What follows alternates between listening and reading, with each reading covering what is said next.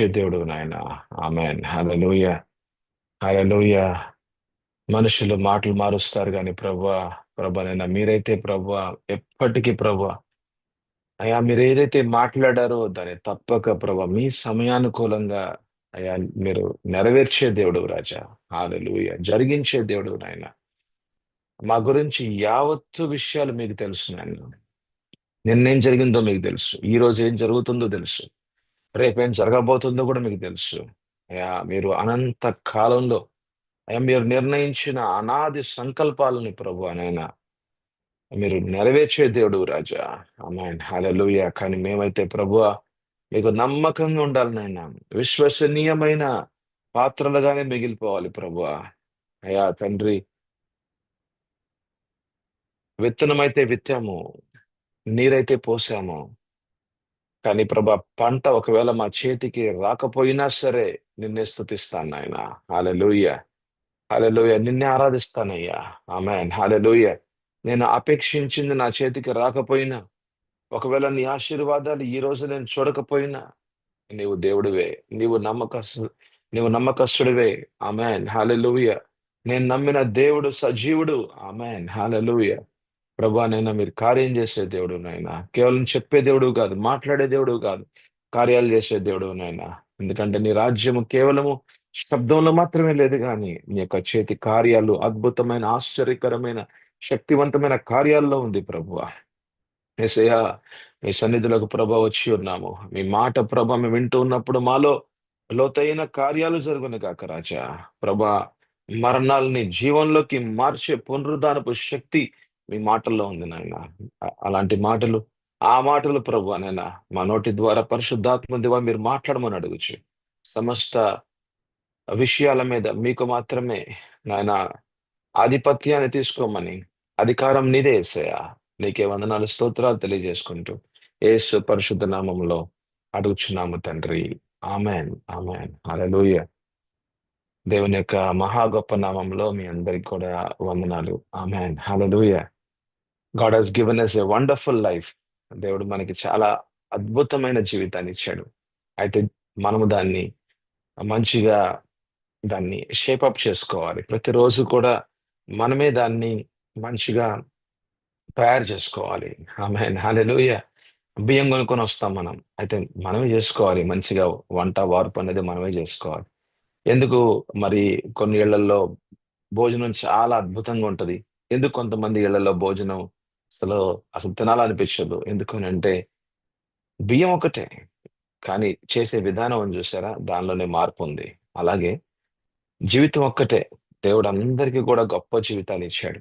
అయితే ఆ జీవితాన్ని మనం ఎలాగా సరి చేసుకుంటాం, దాన్ని ఎలాగా దేవుని వాక్యానికి అనుగుణంగా మలుచుకుంటామో, మనకున్న జ్ఞానం యొక్క పరిమాణము చొప్పున అంటే మనకి ఎంతవరకు మనకిచ్చిన జ్ఞానాన్ని మనం లేకపోతే మనకిచ్చిన ఆ యొక్క తెలివిని గాని, లేకపోతే మనం తెలుసుకున్న విషయాలను గాని ఎంతగా మనం ఉపయోగంలోకి తీసుకొస్తూ ఉంటామో, అంతగా మన జీవితంలో చాలా వరకు మార్పులనేవి వస్తూ ఉంటాయి. ఆమేన్. హల్లెలూయా. హల్లెలూయా. ఏదో కొంతమంది చాలా అద్భుతంగా జీవిస్తూ ఉంటారు. చాలా అద్భుతంగా, ఆశ్చర్యకరంగా, చాలా సమాధానకరంగా జీవిస్తూ ఉంటారు. ఏదో దేవుడు వాళ్ళ మీద ఏదో గొప్ప కృప ఏదో కుమ్మరించారని గాదు గానీ, వాళ్ళకిచ్చిన దానిలో, వాళ్ళకి నేర్పించిన దానిలో, వాళ్ళు దాన్ని ఉపయోగంలోకి తీసుకొస్తున్నారు. అంటే మనం ఎంతగా జ్ఞానవంతులుగా మారతామో, అంతగా మన జీవితాలు గూడా మారిపోతూ ఉంటాయి. జ్ఞానం అంటే ఏమిటంటే, దేవుడు మనతో మాట్లాడిన మాటల్ని మనము నేర్చుకుంటూ ఉన్నాం.